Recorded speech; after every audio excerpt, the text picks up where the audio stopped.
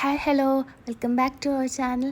അപ്പോൾ ഇല്ലേ, ഇന്ന് ഞങ്ങളുടെ ഒരു ഹോം ടൂർ കണ്ടാലോ? ഇപ്പം ഞങ്ങൾ ഫ്ലാറ്റിലായതുകൊണ്ട് ഞങ്ങളുടെ ഫ്ലാറ്റ് മൊത്തത്തിലെന്ന് കാണിച്ചു തരാം. ഇവിടെ നിന്ന് മാറാൻ കുറച്ച് ദിവസങ്ങളേ ഉള്ളൂ. കഴിഞ്ഞ 4 വർഷമായി ഞങ്ങൾ ഇവിടെ താമസിക്കുന്നു. അതിൻ്റെ ഒരു സങ്കടമൊക്കെ ഉണ്ട്. പക്ഷെ പുതിയ വീട്, സ്വന്തമായിട്ടൊരു വീട്ടിലോട്ട് പോകുന്ന ഒരു സന്തോഷം വേറെ തന്നെയല്ലേ. എനിക്ക് പേഴ്സണലി വീടിനായിട്ടേക്കാളും കൂടുതൽ ഇഷ്ടം ഫ്ലാറ്റ് തന്നെയാണ്. അതിൻ്റെ മെയിൻ റീസൺ ഒന്ന് എടുത്തു പറയാനുള്ളത് ഈ ഫ്ലാറ്റിലുള്ള വ്യൂ തന്നെയാണ്. ഇതിൻ്റെ ലൊക്കേഷൻ വരുന്നത് കണ്ണൂർ പയ്യാമ്പലം ആ ഒരു ഭാഗത്താണ്. അപ്പോൾ ബീച്ചിൻ്റെ ആ വ്യൂവും അടിപൊളിയാണ്. നമ്മൾ രാവിലെ ചായ കുടിക്കാനൊക്കെ ബാൽക്കണി പോയിട്ടായിരിക്കാറ്. അടിപൊളി വ്യൂ ആണ്, നല്ല കാറ്റും നല്ലൊരു പോസിറ്റീവ് എനർജിയാണ് ഈ ഫ്ലാറ്റ്. മെയിൻ എൻട്രൻസിന് നേരെ പോകുന്നത് ഹോളിലോട്ടാണ്. കാസർഗോട്ടാണ് കൊട്ടിൽ. ഞങ്ങൾ ഹാളിനെയാണ് കേട്ടോ കൊട്ടിലെന്ന് പറയാം. കിച്ചന് കുച്ചിൽ അങ്ങനെയൊക്കെ വേറെ തന്നെ കുറച്ച് വിശേഷണങ്ങളൊക്കെ ഞങ്ങൾക്കുണ്ട്. ഇത് ശേലാന നിലവറയാണ്. അവൻ്റെ എല്ലാ സാധനങ്ങളും അതിനകത്തുണ്ടാവും. അവൻ്റെ കുറേ പേപ്പേഴ്സ്, കുറേ ഇങ്ങനെ കണ്ടിച്ചിട്ടൊക്കെ ഇടുന്ന അത്, പിന്നെ എന്തൊക്കെയോ ഉണ്ട് അതിനകത്ത് തുറക്കാറൊന്നും പോകാറില്ല. പിന്നെ ഇവിടെ കുറേ ബോക്സ് ആക്കിയിട്ട് വെച്ചേക്കുന്നത് നമ്മൾ വീട്ടിലോട്ട് കൊണ്ടുപോകാനുള്ള സാധനങ്ങൾ ഓരോരോ ബോക്സിലാക്കിയിട്ട് വെച്ചതാണ്. നേരത്തെ പാക്ക് ചെയ്ത് വെച്ചതാണ്. അത് പിന്നെ വീട്ടിൽ കൂടിയിൽ ഡിലേ ആയതുകൊണ്ട് ഇത് ഇവിടെ തന്നെയായി. ഇനി ഇതൊക്കെ അടുത്തിട്ട് കൊണ്ടുപോകും. കുറേ സാധനങ്ങളൊക്കെ മേടിച്ചിട്ടുണ്ടായിരുന്നു പുതിയ വീട്ടിലോട്ട്.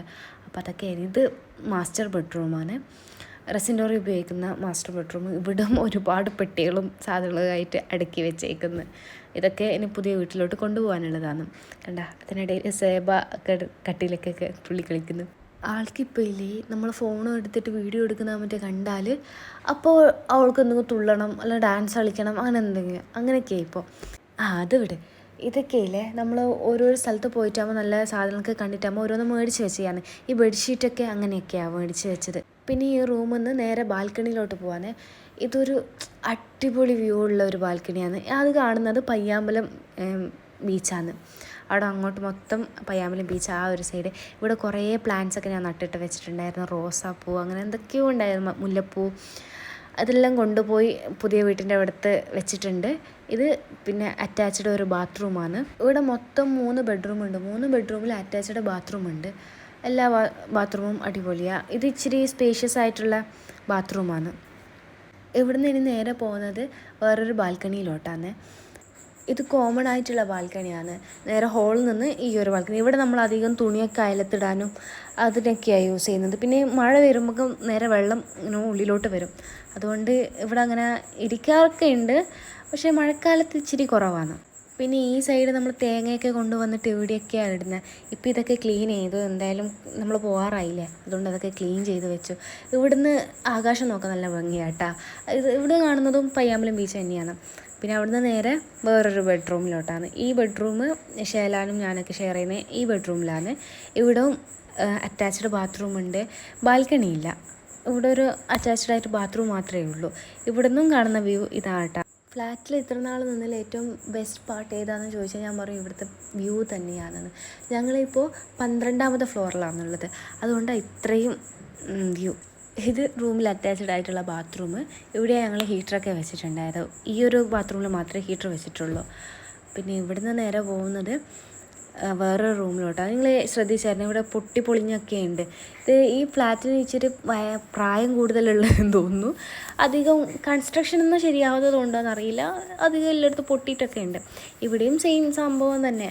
കുറേ ബോക്സുകളായിട്ട് സാധനങ്ങളൊക്കെ അടുക്കി പറക്കി വെച്ചേക്കുന്നത്. ഇവിടെ ഞാൻ അധികം ഇരിക്കാറ് പഠിക്കാനല്ല, അങ്ങനെ എഴുതാനൊക്കെ അവിടെ ആയിരിക്കാറ്. ഈ റൂമിലും അറ്റാച്ച്ഡ് ബാത്റൂം ഉണ്ട് കേട്ടോ. പക്ഷേ ഈ റൂമിൽ നമ്മൾ കട്ടിലൊന്നും ഇട്ടിട്ടില്ല. ആവശ്യമില്ല. 2 ബെഡ്റൂം അത്ര പേരല്ലേ ഉള്ളൂ. അതുകൊണ്ട് 2 ബെഡ്റൂമിൽ മാത്രമേ കട്ടിലൊക്കെ ഇട്ടിട്ടുള്ളൂ.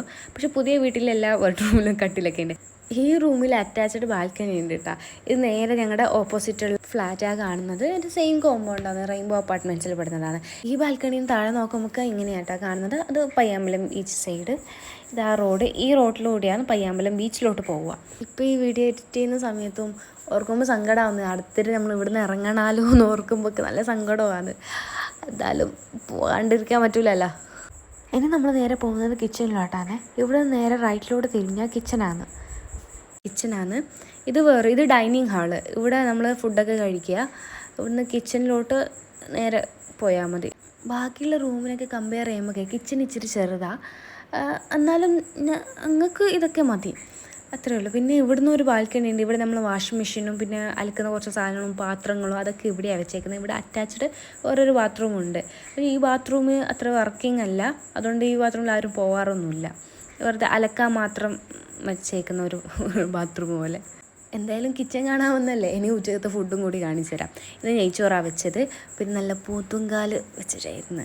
നല്ല വയനാട് മുട്ടിക്കറി എന്നൊക്കെ പറയൂല, അതുപോലത്തെ ഒരു മുട്ടിക്കറിയാണ് റസീന്ന് വെച്ചത്. പിന്നെ പരിപ്പ് കറി അടിപൊളിയായിരുന്നു, നല്ല ടേസ്റ്റിനായിരുന്നു.